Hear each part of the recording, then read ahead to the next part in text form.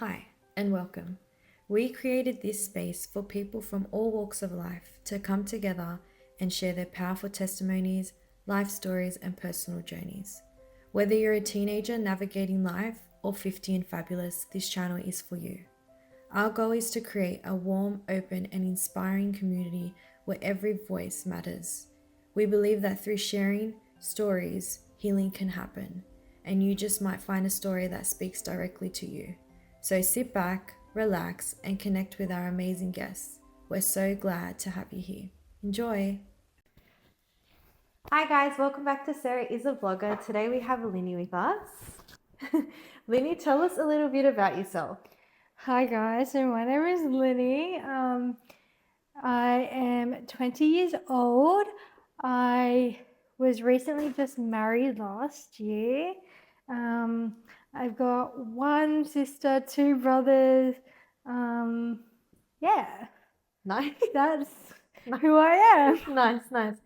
So basically, the whole idea of this podcast is to obviously talk about a life before God, a life with God, and things that we struggle with Yeah. here and there. Just tell us a little bit about your journey, your testimony. So I grew up in church from about 4 years old, but I feel like what many people don't know is I was raised with my grandparents as well, who were very much Catholic, like very hardcore old traditional Catholics. So growing up, I was exposed to a lot of sort of religion and sort of different beliefs and ideas and stuff. So God was a very dominant sort of figure growing up, like very talked about, very sort of encouraged to walk with God. But I would say my personal walk with God probably started myself, like growing up. It was obviously because everyone does it. You kind of just like follow the norms. You know, my dad's a minister. My grandparents again were hardcore, so like I did stuff like learn the organ. Oh wow. Yeah, like many people, I literally would play the organ in church. And just, yeah, I was very involved. My family was like my church friends are always your family. So it's like my family, my social group growing up throughout high school was always in church. But I guess I started having my own walk with God when I would say it started like my own relationship in terms of my own prayers and stuff when I was around 13, 14, because I was around the age where my dad wasn't going to force me to go to church, which he never did, or my dad wasn't going to force a walk with God, which he never did. And so a lot of the time we'd have like church conferences and stuff, and if my dad wasn't going to church, then I'd have to be like to my grandparents who were living with me. Like I'd have to stand up and say, I want to go to church, I want to do this for myself. Like it's sort of just claiming that relationship with God and walk with God for myself. So that sort of again started when I was about 13, 14. But then obviously growing up, I feel like it was a lot easier for me because I was surrounded by so many people in church and so many friends, and I was volunteering and stuff. It was a lot easier for me to like maintain that walk growing up and like have people to rely on and have those friends. It was just like, it was socially for me a lot more fun to just walk with God than not to elsewhere. But in saying that, when I sort of really got into like the hot, like 18 years, like 17, 18, and my school friends and stuff were always like, you're approaching graduation and stuff, you're always going to hang out more with your school friends. You always have stuff, graduation ceremonies planned and all this stuff planned. So that was around the time where I sort of really understood my relationship with God. It wasn't just in terms of the church sort of setting there, because again, I feel like my walk with God has always been there, but it's just been there through different aspects. But my proper relationship with God, I think, started when I was about 18.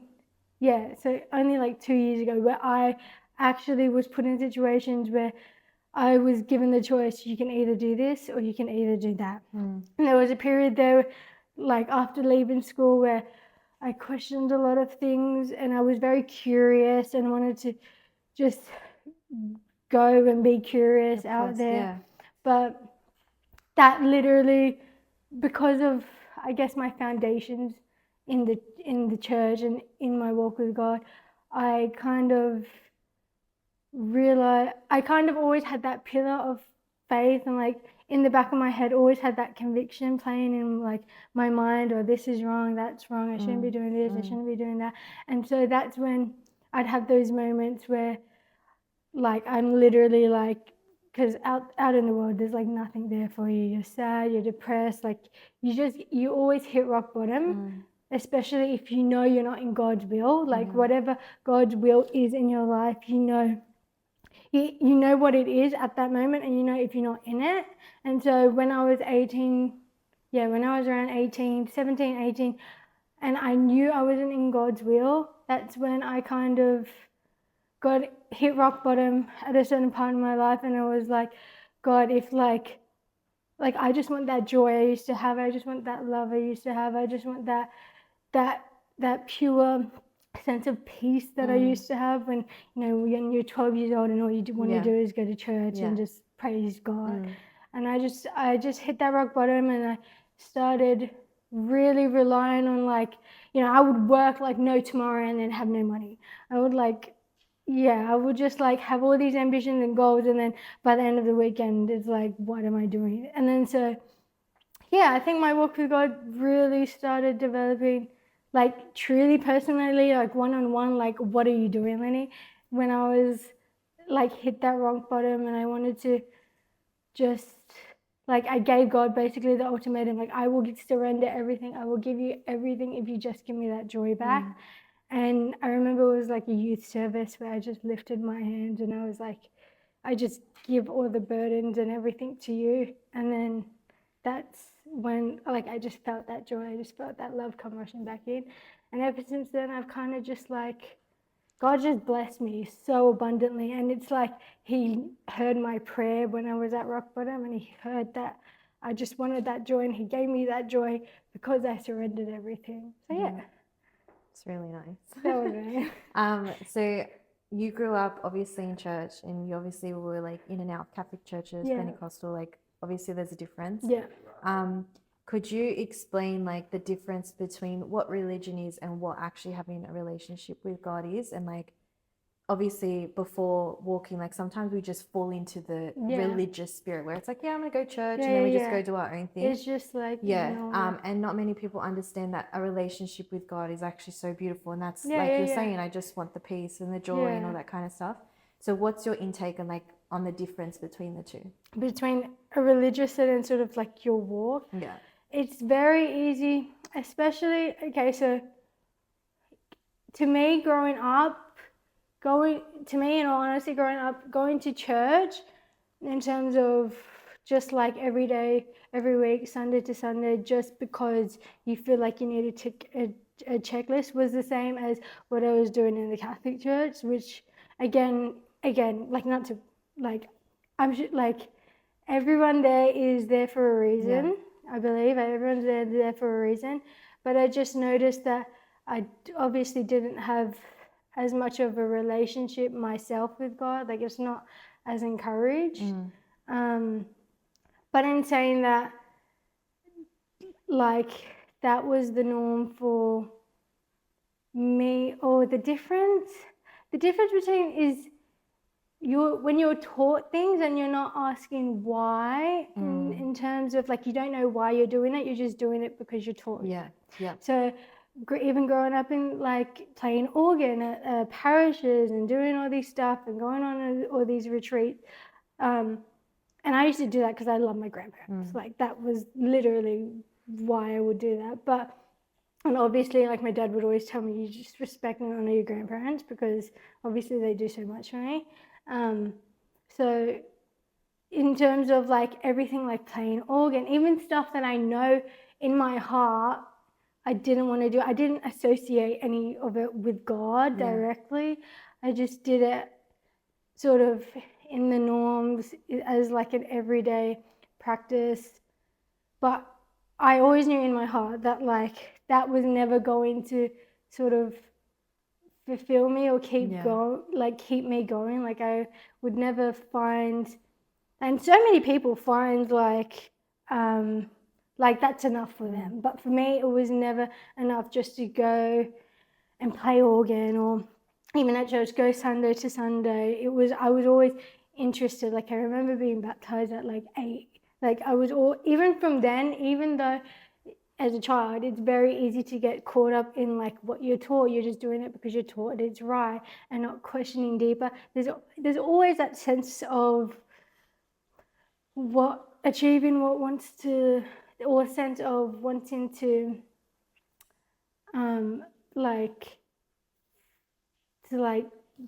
receive God on a deeper level. There's always that inner child in a sense. So yeah, I guess the difference between that I realized is that you could do everything right, you could tick all the boxes, but in your heart, you just, if there's a situation where God wants to test your faith in your heart, if you don't have your own relationship with God in terms of not Sunday to Sunday, not just church, not just this and that, if you don't have your own walk, it doesn't even have to be like in the word every day. In terms of like me, it's like just conversation. Like I drive all the time. Like me, it's like always just talking to God in my mind on a constant basis. So it doesn't even have to be like, oh, if you like your relationship with God needs to be this, that, you need to be doing this and that.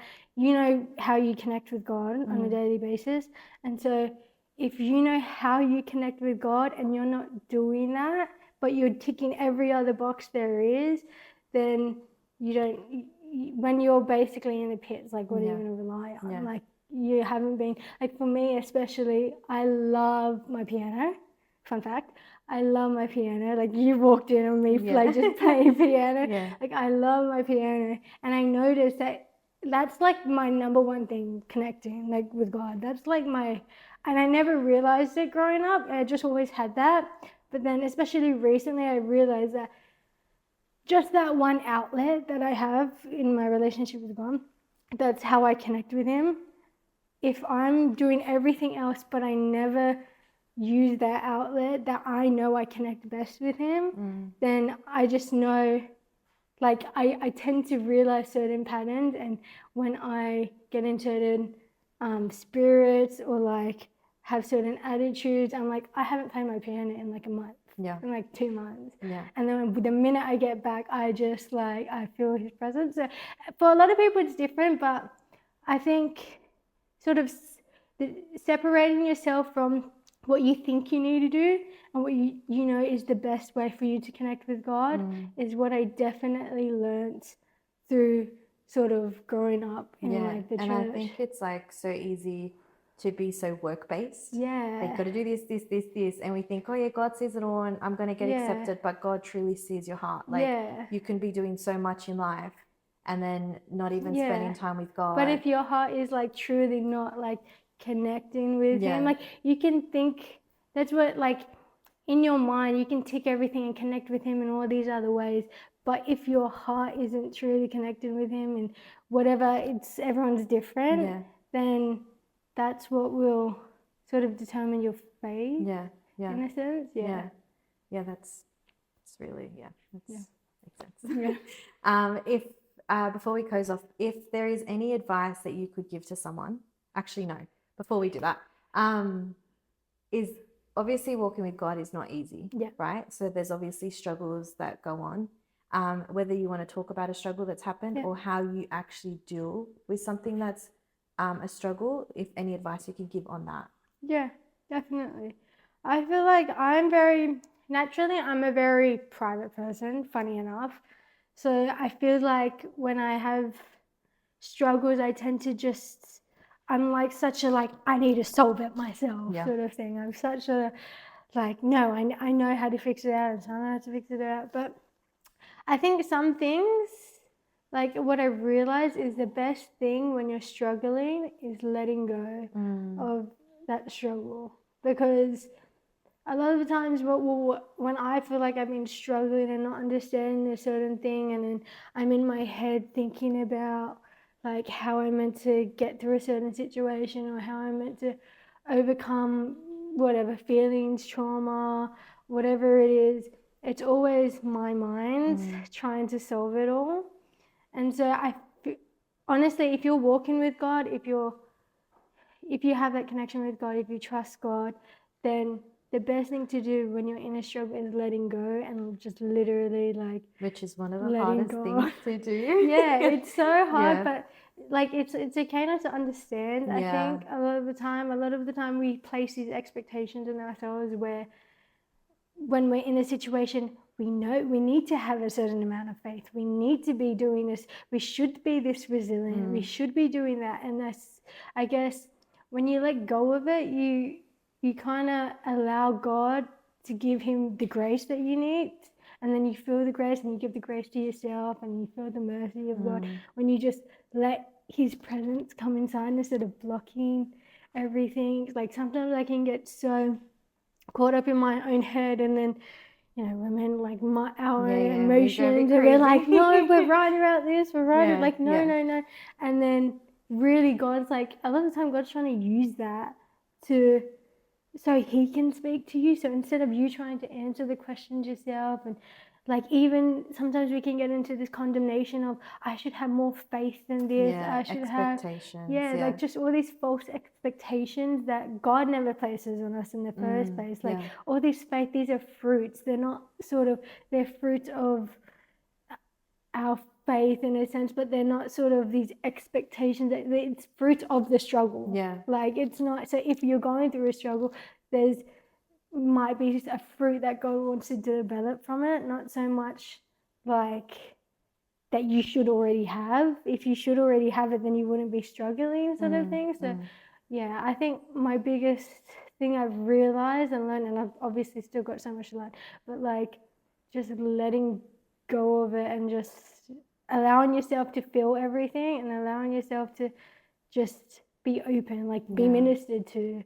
You don't always have to fix everything, but like sometimes when you're struggling, you need God to minister to you, and we don't know, God ministers in many different ways. So if you just simply let go, like there's no one right way or wrong way, in my opinion. It's always just God's way. So yeah, I think that's really, really good advice, because sometimes I think I'm very guilty of setting such high expectations, and then when I don't achieve it, I just I go in a rabbit hole, and then all these feelings start coming in, and that's when I start getting angry, and I get overwhelmed, and it's just like and then you're like frustrated, and you're like, why am I so frustrated? Yeah, because it's not happening according to your plan. But sometimes we don't realize it's not our plan, it's God's plan. But it's obviously when you're in it, it's so hard to think of it that way, because you're just like, you're already in that headspace.